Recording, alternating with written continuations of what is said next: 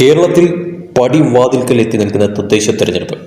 അതിൽ ഏറ്റവും പ്രധാനപ്പെട്ട ചില സ്ഥലങ്ങളുണ്ട്. ഏറ്റവും കൂടുതൽ ത്രികോണ പോരാട്ടങ്ങൾ നടക്കുന്നത് എന്നുള്ളത് വ്യക്തമാണ്. അതിൽ ഏറ്റവും കൂടുതൽ മുൻതൂക്കം കാണേണ്ട ഒരു സ്ഥലം തന്നെയാണ് തൃശ്ശൂർ എന്ന് പറയുന്നത്. തൃശ്ശൂരിൽ ഇപ്രാവശ്യം എന്താണ് സംഭവിക്കാൻ പോകുന്നത്? ഒരു അപ്രതീക്ഷിതമായിട്ടുള്ള മാറ്റം തൃശ്ശൂർ സംഭവിക്കുമോ എന്നുള്ള ഒരു ചോദ്യം നിലനിൽക്കുന്ന ഒരു സാഹചര്യം ഉണ്ട് എന്നുള്ളത് വ്യക്തമാണ്. പക്ഷേ എന്തായാലും ഒരു ത്രികോണ പോരാട്ടം പലയിടങ്ങളിലും നടക്കാനായിട്ടുള്ള സാധ്യതയുണ്ട് തൃശ്ശൂരിൽ നോക്കുമ്പോഴത്തേക്കും.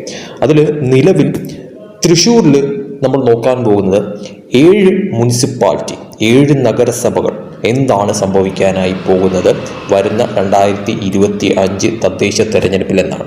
ഏറ്റവും ലേറ്റസ്റ്റ് ആയിട്ട് വന്ന ചില കണക്കുകൾ, അതോടൊപ്പം തന്നെ രാഷ്ട്രീയ നിരീക്ഷണങ്ങൾ, ഏറ്റവും പുതിയ സർവേ റിസൾട്ടുകളൊക്കെ വെച്ച് നോക്കുമ്പോഴത്തേക്കും തൃശ്ശൂരിൽ പല മാറ്റങ്ങളും സംഭവിക്കാനായിട്ടുള്ള സാധ്യത നിലവിൽ കാണുന്നു. LDF, UDF, BJP 3 പാർട്ടികളെ സംബന്ധിച്ചിടത്തോളം വളരെ നിർണായകം തന്നെയാണ് തൃശ്ശൂർ എന്ന കാര്യത്തിൽ യാതൊരു സംശയവുമില്ല. അതിൽ BJPയുടെ വളർച്ച അത് തീർച്ചയായിട്ടും LDFനെയും UDFനെയും ഒരുപോലെ ബാധിക്കുന്ന ഒരു കാര്യം തന്നെയാണ്. ഏറെ ചോദ്യചിഹ്നം നിലനിൽക്കുന്ന ഒരു കാര്യം തന്നെയാണെന്ന കാര്യത്തിൽ സംശയമില്ല. നമുക്ക് കണക്കുകളിലേക്ക് തന്നെ പോകാം. അതിനു മുന്നേ ആയിട്ട് 2020 ഇവിടങ്ങളിലൊക്കെ തന്നെ എന്താണ് സംഭവിച്ചത് എന്നുള്ളത് നമുക്ക് ആദ്യം ഒന്ന് നോക്കേണ്ടതുണ്ട്. അതിൽ നമുക്ക് ഈ 7 സ്ഥലങ്ങളിൽ ആദ്യമായിട്ട് നമുക്ക് നോക്കേണ്ടത് ചാലക്കുടിയാണ്. ചാലക്കുടിയിൽ എന്താണ് സംഭവിച്ചിരിക്കുന്നത് 2020 നിന്ന് നോക്കാം. UDF ആണ് ചാലക്കുടിയിൽ വിജയിച്ചിരിക്കുന്നത്, ഭരണത്തിലിരിക്കുന്നത്. LDFന് 1 സീറ്റ് മാത്രമേ ലഭിച്ചുള്ളൂ. UDFന് 25 സീറ്റുകളാണ് 2020 ലഭിച്ചത്. NDA 0 മറ്റുള്ളവർ 10 സീറ്റുകൾ. അപ്പോൾ തീർച്ചയായിട്ടും കൃത്യവും വ്യക്തവുമായിട്ടുള്ള ഭൂരിപക്ഷത്തിലാണ് UDF ഇവിടെ ഭരണം പിടിച്ചെടുത്തത് എന്നത് വ്യക്തമാണ്. ഇനി ഇത് 2025 വരുമ്പോഴത്തേക്കും എന്താണ് സംഭവിക്കാൻ പോകുന്നതെന്ന് കൂടി നോക്കാം. തീർച്ചയായിട്ടും 2025 വലിയ മാറ്റം സംഭവിക്കാനായിട്ടുള്ള സാധ്യത കുറവായിട്ട് തന്നെയാണ് കാണുന്നത്. അതായത് UDF തന്നെ ഭരണം നിലനിർത്താൻ തന്നെയാണ് സാധ്യത കൂടുതലായി കാണുന്നത്. പക്ഷേ എങ്കിൽ പോലും നേരിയ തോതിലുള്ള സീറ്റ് കുറവ് സംഭവിക്കാനുള്ള സാധ്യത നിലനിൽക്കുന്നുണ്ട്. അതിൽ LDFനെ സംബന്ധിച്ചിടത്തോളം LDFന് നിലവിലുള്ള സീറ്റുകളെക്കാട്ടിലും കുറച്ചുകൂടി സീറ്റുകൾ കിട്ടാനായിട്ടുള്ള സാധ്യത നിലനിൽക്കുന്നുണ്ട്. NDA സംബന്ധിച്ചിടത്തോളം ചിലപ്പോൾ NDAക്ക് സീറ്റുകളുടെ കാര്യം നോക്കുമ്പോഴത്തേക്കും അക്കൗണ്ട് തുറക്കാൻ സാധിക്കുന്ന തരത്തിലോട്ട് കാര്യങ്ങൾ മാറിയേക്കാം. പക്ഷേ UDFന് നിലവിലത്തെ സാഹചര്യത്തിൽ മുൻതൂക്കമുണ്ട്, നല്ല രീതിയിലുള്ള മുൻതൂക്കമുണ്ട് എന്നുള്ളത് എടുത്തു പറയേണ്ടി വരും. ഭരണം അവർ നിലനിർത്താനായിട്ടുള്ള സാധ്യത തന്നെയാണ് ഏറ്റവും കൂടുതൽ നിലവിലത്തെ സാഹചര്യത്തിൽ കാണുന്നത്. ഇനി നേരെ നമുക്ക് പോകേണ്ടത് ചാവക്കാടാണ്. ചാവക്കാട് എന്താണ് സംഭവിക്കാൻ പോകുന്നത്? ചാവക്കാട് LDF ആണ് ഭരണത്തിൽ. LDF 22 സീറ്റുകളാണ് 2020 നേടിയെടുത്തത്. UDFന് 9 സീറ്റുകളും NDAക്ക് 0, മറ്റുള്ളവർ 1 എന്നുള്ള കണക്കാണ്. ഇവിടെ 2025 വരുമ്പോഴത്തേക്കും സംഭവിക്കാൻ പോകുന്ന മാറ്റങ്ങൾ നോക്കുമ്പോഴത്തേക്കും LDFന് നേരിയ തോതിലുള്ള മുൻതൂക്കം ഉണ്ട് എന്നുള്ളത് എടുത്തു പറയേണ്ട ഒരു കാര്യം തന്നെയാണ്. പക്ഷേ എങ്കിൽ പോലും സീറ്റുകളുടെ കാര്യത്തിൽ ഒരു കുറവ് സംഭവിക്കാനായിട്ടുള്ള സാധ്യതകൾ നിലവിൽ കാണുന്നുണ്ട്. പക്ഷേ അവിടെ UDFന് ചില സീറ്റുകൾ കൂടി അധികമായി ലഭിക്കാനായിട്ടുള്ള തരത്തിലോട്ട് കാര്യങ്ങൾ മാറും. NDAക്ക് അക്കൗണ്ട് തുറക്കാനായിട്ട് സാധിച്ചെന്ന് വരാം. എങ്കിൽ പോലും നിലവിലത്തെ സാഹചര്യത്തിൽ LDFന് ഒരു നേരിയ തോതിലുള്ള മുൻതൂക്കം കാണുന്ന ഒരു സ്ഥലം തന്നെയാണ് ചാവക്കാട് എന്നുള്ളത് എടുത്തു പറയേണ്ടി വരും. പക്ഷേ ഒരു ടൈറ്റ് ഫൈറ്റിലേക്ക് നീങ്ങുന്ന ഒരു സ്ഥലമായിട്ട് ചാവക്കാട് ചിലപ്പോൾ മാറിയേക്കാം. അതായത് LDFന് സീറ്റ് കുറയുകയും UDFന് സീറ്റ് കൂടുകയും BJP അവിടെ സീറ്റുകൾ 1-2 സീറ്റുകൾ ചിലപ്പോൾ നേടുന്ന തരത്തിലോട്ട് കാര്യങ്ങൾ മാറിയാലും ചിലപ്പോൾ ടൈറ്റ് ഫൈറ്റിലേക്ക് കാര്യങ്ങൾ മാറിയേക്കാം. ഇനി നേരെ നമ്മൾ ഗുരുവായൂരിലേക്കാണ് വരുന്നത്. ഗുരുവായൂർ നിലവിൽ LDFന്റെ ഒരു ഭരണം തന്നെയാണ്. LDF 25 സീറ്റുകളാണ് നേടിയത് 2020. അതേസമയം UDF 11 സീറ്റുകൾ നേടി. BJPക്ക് 2 സീറ്റുകൾ, മറ്റുള്ളവർ 5 എന്നുള്ള കണക്കാണ്. ഇതിൽ ശരിക്കും പറഞ്ഞാൽ 2025 ആകുമ്പോഴത്തേക്കും LDFനെ സംബന്ധിച്ചിടത്തോളം അവിടെ ഒരു പ്രവചനാതീതമായിട്ട് ചിലപ്പോൾ കാര്യങ്ങൾ മാറിയെന്ന് വരാം. അതായത് സീറ്റുകളുടെ കാര്യത്തിൽ അവിടെ ഒരു ടൈറ്റ് ഫൈറ്റിലേക്ക് കാര്യങ്ങൾ മാറാം. അവിടെ തീർച്ചയായിട്ടും LDFന് സീറ്റുകൾ കുറയാനായിട്ടുള്ള സാധ്യത കാണുന്നു, UDFന് സീറ്റുകൾ കൂടാനായിട്ടുള്ള സാധ്യത കാണുന്നു, NDAക്കും സീറ്റുകൾ കൂടാനായിട്ടുള്ള സാധ്യത അവിടെ കാണുന്നു എന്നുള്ളത് വ്യക്തമാണ്. അങ്ങനെ നോക്കുവാണെങ്കിൽ LDFന് നിലവിലുള്ള സീറ്റുകളിൽ നിന്നും നേരിയ തോതിലുള്ള ഒരു വ്യത്യാസം സംഭവിക്കുന്ന തരത്തിലോട്ട് കാര്യങ്ങൾ മാറും, സീറ്റുകൾ കുറയുന്ന തരത്തിലോട്ട് കാര്യങ്ങൾ മാറും. UDFനെ സംബന്ധിച്ചിടത്തോളം നിലവിലുള്ള 11 സീറ്റുകളെക്കാട്ടിലും കൂടുതൽ സീറ്റുകൾ കിട്ടുന്ന തരത്തിലോട്ട് കാര്യങ്ങൾ മാറും. NDAക്ക് 2-ൽ നിന്നും അത് കുറച്ചുകൂടി മുന്നോട്ട് പോകാനായിട്ടുള്ള ഒരു സാധ്യത നിലനിൽക്കുന്നുണ്ട് സീറ്റുകളുടെ കാര്യത്തിൽ. അങ്ങനെ വരുമ്പോഴത്തേക്കും LDF സീറ്റുകളായിരിക്കും നഷ്ടപ്പെടാനായിട്ട് ഏറ്റവും കൂടുതൽ സാധ്യത. പക്ഷേ നേരിയ തോതിലുള്ള മുൻതൂക്കം നിലവിലും LDFനെ കാണുന്നു എന്നുള്ളത് വ്യക്തമായി പറയാൻ പറ്റുന്ന ഒരു കാര്യം തന്നെയാണ്. പക്ഷേ അതൊരു ടൈറ്റ് ഫൈറ്റിലേക്ക് നീങ്ങും. ഒരു പ്രവചനാതീതമായിട്ടുള്ള കാര്യത്തിലേക്ക് മാറിയാലും അത്ഭുതപ്പെടാനില്ല എന്ന് വേണം വേണം ഇപ്പോഴത്തെ സാഹചര്യത്തിൽ പറയാനായിട്ട്.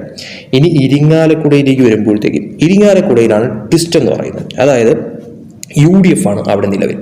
അവിടെ LDF 13 സീറ്റുകളും UDF 17 സീറ്റുകളും NDA 8 സീറ്റുകളും മറ്റുള്ളവർ 3 സീറ്റുകളും എന്നുള്ള കണക്കാണ് 2020. പക്ഷേ ഇത് 2025 വരുമ്പോഴത്തേക്കും ഇത് കുറച്ചുകൂടി ടൈറ്റ് ഫൈറ്റിലേക്ക് കാര്യങ്ങൾ മാറുമെന്നുള്ളത് വ്യക്തമാണ്.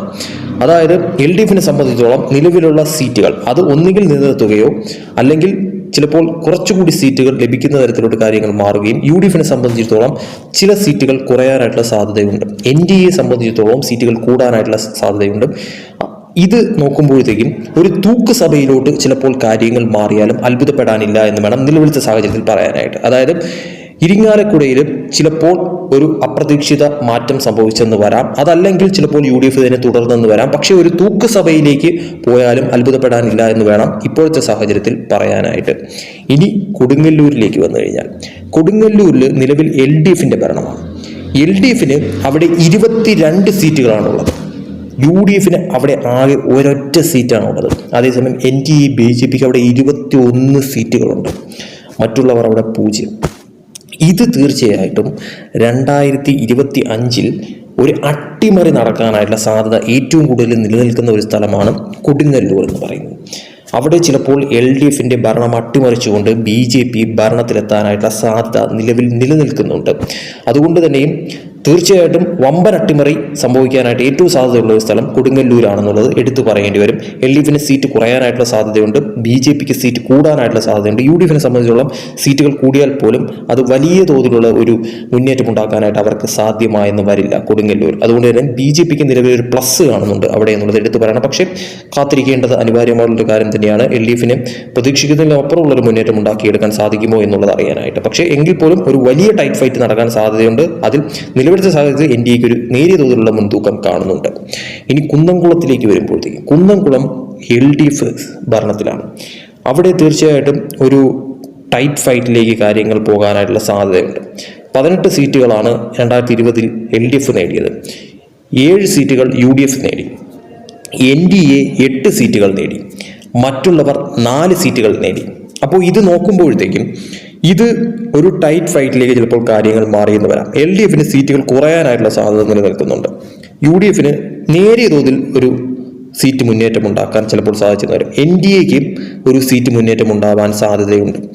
അത് തീർച്ചയായിട്ടും LDFിനെ ബാധിച്ചെന്ന് വരാം. അത് അവിടെ ഒരു തൂക്കുസഭയിലേക്ക് കാര്യങ്ങൾ മാറിയാലും അത്ഭുതപ്പെടാനില്ല എന്ന് വേണം നിലവിലത്തെ സാഹചര്യത്തിൽ പറയാനായിട്ട്. പക്ഷേ നിലവിലത്തെ സാഹചര്യത്തിൽ മുൻതൂക്കം അവിടെ LDFിന് തന്നെയാണ് എന്നുള്ളത് എടുത്തു പറയേണ്ടി വരും. പക്ഷേ അവിടെ NDAക്കും UDFിനും സീറ്റുകൾ കൂടാനായിട്ടുള്ള സാധ്യത നിലനിൽക്കുന്നുണ്ട്. മറ്റുള്ളവർ എത്ര നേടുമെന്നുള്ളത് കാത്തിരുന്ന് കാണേണ്ട കാര്യം തന്നെയാണ്. വടക്കാഞ്ചേരിയിലേക്ക് വരുമ്പോഴത്തേക്കും LDF ഭരണമാണ്. അവിടെ LDF 21 സീറ്റും UDFിന് 16ഉം NDAക്ക് 1ഉം മറ്റുള്ളവർ 3 എന്നുള്ള കണക്കാണ്. പക്ഷെ അവിടെ തീർച്ചയായിട്ടും ഒരു പ്രവചനാതീതമായിട്ട് കാര്യങ്ങൾ മാറാം. ഒരു 50-50 ചാൻസ് നിലനിൽക്കുന്നുണ്ട് LDFിനും UDFിനും എന്നുള്ളത് എടുത്തു പറയേണ്ടി വരും. അവിടെ തീർച്ചയായിട്ടും LDFിന് സീറ്റ് കുറയാനായിട്ടുള്ള സാധ്യതയുണ്ട്.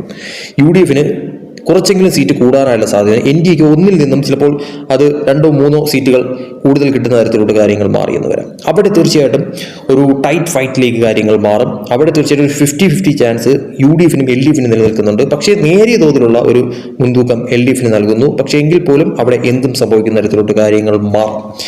അപ്പോൾ തീർച്ചയായിട്ടും 2025 കണക്ക് നോക്കുമ്പോഴത്തേക്കും മൊത്തമായി നോക്കുവാണെങ്കിൽ ഈ 7 സ്ഥലങ്ങൾ ചാലക്കുടി, ചാവക്കാട്, ഗുരുവായൂർ, ഇരിങ്ങാലക്കുട, കൊടുങ്ങല്ലൂർ, കുന്നംകുളം, വടക്കാഞ്ചേരി ഇവിടങ്ങളിലൊക്കെ തന്നെ നോക്കുമ്പോഴത്തേക്കും നിലവിലത്തെ സാഹചര്യത്തിൽ ഇതിൽ പല സ്ഥലങ്ങളിലും ടൈറ്റ് ഫൈറ്റ് നടക്കാനായിട്ടുള്ള സാധ്യത നിലനിൽക്കുന്നുണ്ട്. ചിലപ്പോൾ ഭരണം അട്ടിമറി ആവുന്ന തരത്തിലോട്ട് വരെ കാര്യങ്ങൾ മാറാം. അതിൽ ഏറ്റവും എടുത്തു പറയേണ്ട സ്ഥലമെന്ന് പറയുന്നത് കൊടുങ്ങല്ലൂർ തന്നെയാണ്.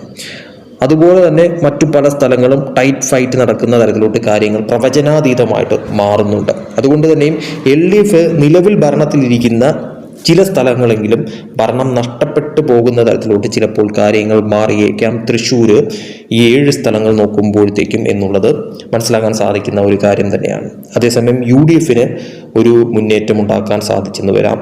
NDAക്കും ഒരു മുന്നേറ്റം ഉണ്ടാക്കുന്ന തരത്തിലോട്ട് കാര്യങ്ങൾ മാറിയെന്ന് വരാം 2025 തദ്ദേശ തെരഞ്ഞെടുപ്പിൽ. പക്ഷേ കാത്തിരിക്കേണ്ടത് അനിവാര്യമായിട്ടുള്ള കാര്യം തന്നെയാണ്. സർവേകളെ വെല്ലുന്ന തരത്തിലുള്ള ഒരു മാറ്റം അല്ലെങ്കിൽ ഒരു അട്ടിമറി, ഒരു മുൻതൂക്കം അല്ലെങ്കിൽ ഒരു മുന്നേറ്റം അവിടെ LDFിന് ഉണ്ടാക്കിയെടുക്കാൻ സാധിക്കുമോ? അതല്ല അവിടെ UDF NDA മുന്നേറ്റമായിരിക്കുമോ അവിടെ എല്ലാ അർത്ഥത്തിലും ഉണ്ടാകാൻ പോകുന്നത് എന്നുള്ളത് തീർച്ചയായിട്ടും കാത്തിരുന്ന് കാണേണ്ടത് അനിവാര്യമായിട്ടൊരു കാര്യം തന്നെയാണ്.